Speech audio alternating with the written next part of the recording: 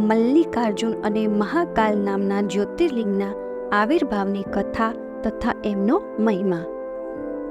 સુતજી કહે છે, હે મહર્ષિઓ, હવે હું મલ્લિકાર્જુનના પ્રાદુર્ભાવનો પ્રસંગ સંભળાવું છું, જેને સાંભળીને બુદ્ધિમાન પુરુષ બધા જ પાપથી મુક્ત થઈ જાય છે.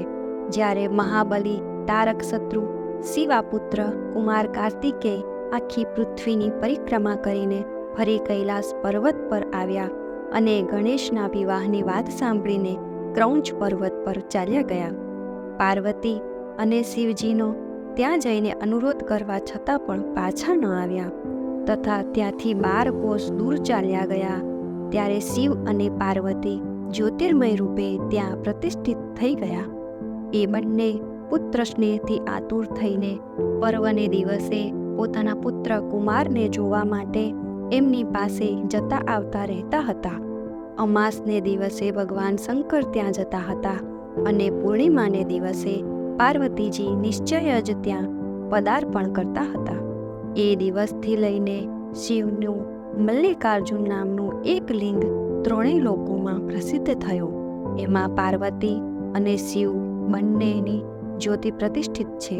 મલ્લિકાનો અર્થ પાર્વતી છે અને અર્જુન શબ્દ શિવવાચક છે. આ લિંગનું જે દર્શન કરે છે તે સમસ્ત પાપથી મુક્ત થઈ જાય છે અને સંપૂર્ણ અભિષ્ટની પ્રાપ્તિ કરી લે છે. એમાં સંશય નથી. આ રીતે મલ્લિકાર્જુન નામના બીજા જ્યોતિર્લિંગનું વર્ણન કરવામાં આવ્યું, જે દર્શન માત્રથી લોકોને માટે બધા જ પ્રકારના સુખ આપનારું કહેવાય છે. ઋષિઓએ પૂછ્યું, હે પ્રભુ, હવે આપ વિશેષ કૃપા કરીને ત્રીજા જ્યોતિર્લિંગનું વર્ણન કરો. સુતજીએ કહ્યું, હે બ્રાહ્મણો, હું ધન્ય છું, હું કૃતકૃત્ય છું, જે આપ શ્રીમાનોનો સંગ મને પ્રાપ્ત થયો છે. સાધુ પુરુષોનો સંગ નિશ્ચય જ ધન્ય છે. તેથી હું પોતાનું સૌભાગ્ય સમજીને પાપનાશીની પરમ પાવની દિવ્ય કથાનું વર્ણન કરું છું. તમે લોકો આદરપૂર્વક સાંભળો. અવંતી નામની પ્રસિદ્ધ એક રમણીય નગરી છે, જે સમસ્ત દેહધારીઓને મોક્ષ પ્રદાન કરનારી છે. તે ભગવાન શિવને ખૂબ જ પ્રિય, પરમ પુણ્યમય અને લોકપાવની છે. એ પુરીમાં એક શ્રેષ્ઠ બ્રાહ્મણ રહેતો હતો, જે શુભ કર્મપરાયણ, વેદોના સ્વાધ્યાયમાં સંલગ્ન અને વૈદિક કર્મોના અનુષ્ઠાનમાં સદા તત્પર રહેતો હતો. તે ઘરમાં અગ્નિની સ્થાપના કરીને પ્રતિદિન અગ્નિહોત્ર કરતો અને શિવની પૂજામાં સદા તત્પર રહેતો હતો. તે બ્રાહ્મણ દેવતા પાર્થિવ શિવલિંગ બનાવીને એની પૂજા કરતો. વેદપ્રિય નામના એ બ્રાહ્મણ દેવતા સમ્યક જ્ઞાન અર્જુનમાં લાગ્યા રહેતા. એટલા માટે એમણે સંપૂર્ણ કર્મોનું ફળ મેળવીને સદગતિ પ્રાપ્ત કરી લીધી, જે સંતોને જ સુલભ હોય છે. એમને શિવ પૂજા પરાયણ 4 તેજસ્વી પુત્ર હતા, જે માતા પિતાથી ગુણોમાં જરાય ઓછા ન હતા. એમના નામ દેવપ્રિય, પ્રિય મેઘા, સુકૃત અને સુવ્રત હતા. એમના સુખદાયક ગુણ ત્યાં સદા વૃદ્ધિ પામવા લાગ્યા. એમને કારણે અવંતી નગરી બ્રહ્મ તેજથી પરિપૂર્ણ થઈ ગઈ હતી. એ જ સમયે રત્નમાલ પર્વત પર દૂષણ નામનો એક ધર્મદ્વેષી અસુરે બ્રહ્માજી પાસેથી વરદાન મેળવીને વેદ, ધર્મ અને ધર્માત્માઓ પર આક્રમણ કર્યું. અંતમાં એણે સેના લઈને અવંતી, ઉજ્જૈનના બ્રાહ્મણો પર પણ ચડાઈ કરી દીધી.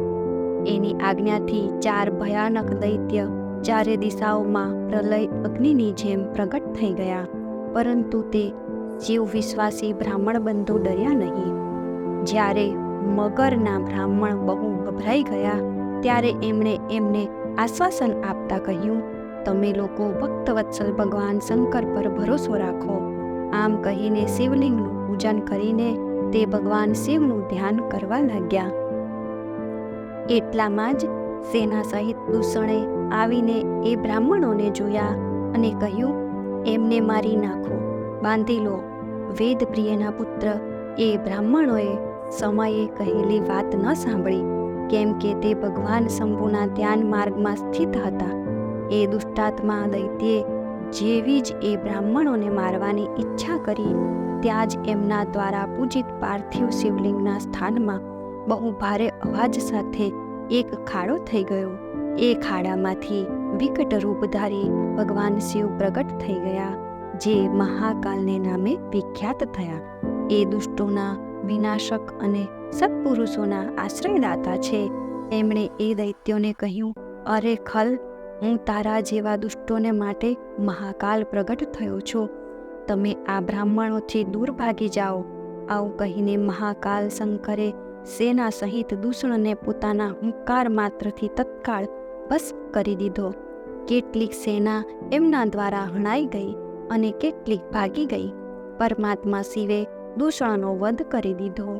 જેવી રીતે સૂર્યને જોઈને સંપૂર્ણ અંધકાર નષ્ટ થઈ જાય છે, તેવી રીતે ભગવાન શિવને જોઈને સમગ્ર સેના અદૃશ્ય થઈ ગઈ.